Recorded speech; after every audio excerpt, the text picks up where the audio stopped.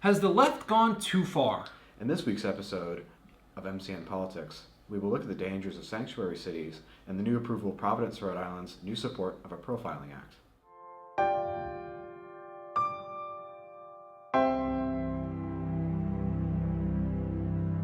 In the previous week, Vox has released a video discussing sanctuary cities, which, by the way, was very misleading.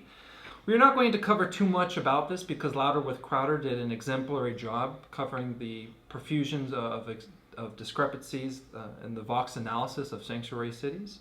So, what is a sanctuary city exactly? By definition, a sanctuary city can be simply defined as a city that limits its cooperation with the federal government's effort to enforce immigration law. This definition can be found on Google.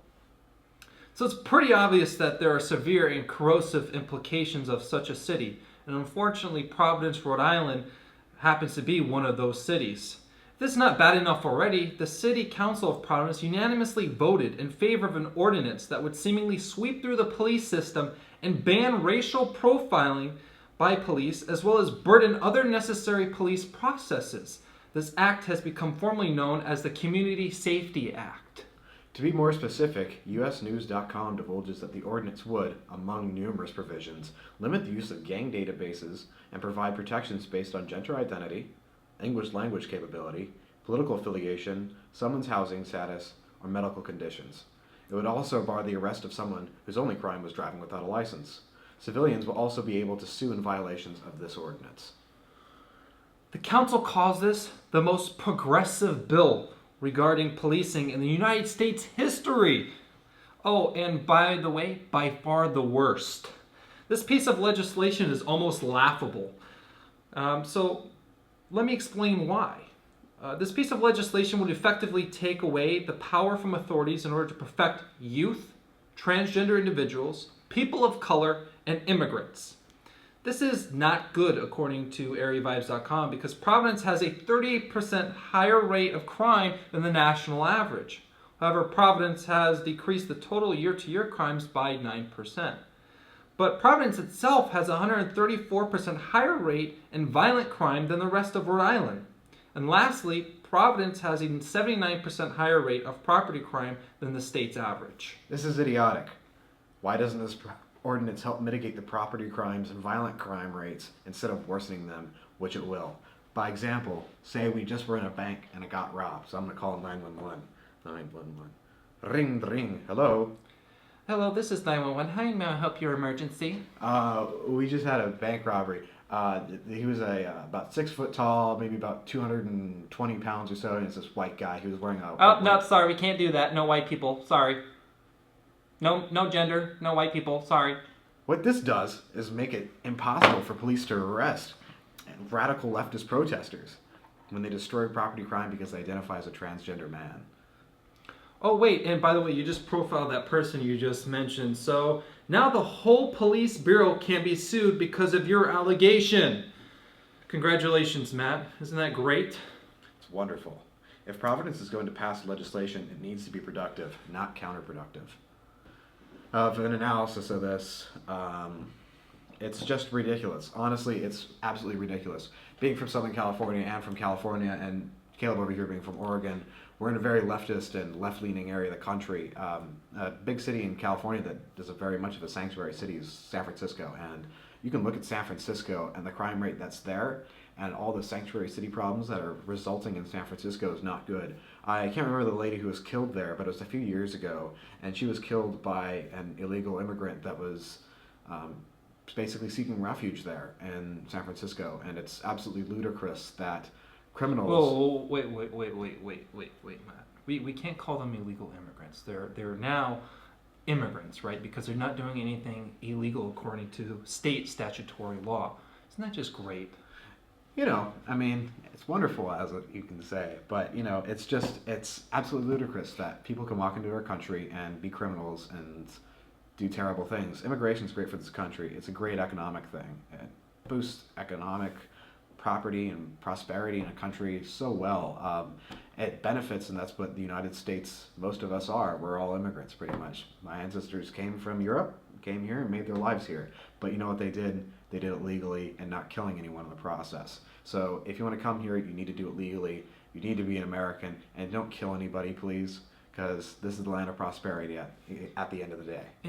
And you know what? And according to the Providence City Council, they took a lot of inspiration actually from California's different policing systems of their different cities, and Massachusetts, and a lot of different left-leaning countries within the United States, and this is where they drew their inspiration for this actual ordinance. So, I mean, you look at the purpose, and it's basically to help build a relationship between the police and the people, which I don't see how that's ever going to happen given the demographics which this bill is towards. And even you look at the demographics, how does, one thing that really struck me odd is how does limiting the use of gang database help protect gender identity? That makes absolutely no sense to me.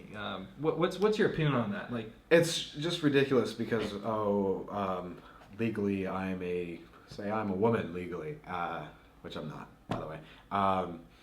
It's just, you come up to someone and you could criticize them because of their non-birth gender, or if they're non-cisgendered, I guess, and they get their feelings hurt, and which is obviously much more important than finding a bank robber, a murder suspect, or someone who just mugged someone. It's ridiculous, and you're just putting people's safety and well-being completely aside for your own opinions and your own feelings, which is absolutely ludicrous and shouldn't be taking place in a grown-up society. We're both adults. The people who wrote this are adults, and the people that are passing this are adults. You should actually realize that you are an adult and not some kid that gets hurt from feelings about, oh, I'm this gender or I'm this gender.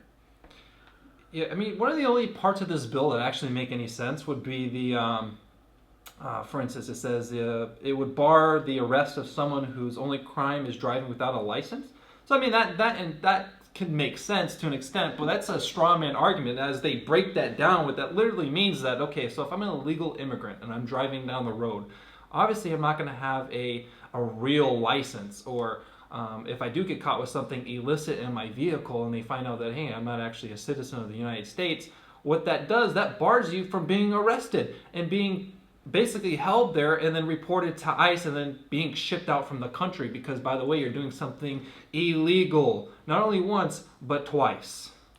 And you know what this really reminds me of? It reminds me of the anti-segregationist movements in the South during the Civil Rights era.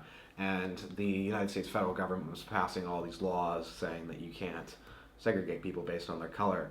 And there were governors of states, heads of states in the states that were in the South at the time, that were completely ignoring these laws. And it really reminds me and goes back in my mind that these are people just like it, and they're from the same party at the end of the day too, ignoring these laws and putting the well-being of other people aside for their own personal beliefs and not letting other people forward, in society.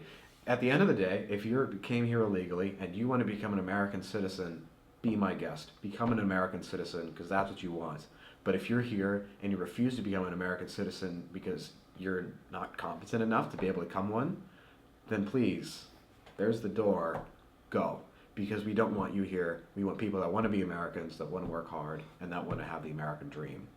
And it's, if they could even just include one provision in here, it should be something that helps mitigate the violent crime rate in Providence, Rhode Island. Anyone who lives in Providence, Rhode Island, there are some good parts and there are not so good parts in Providence, just like many other cities around the country. And what this seems to be is a complete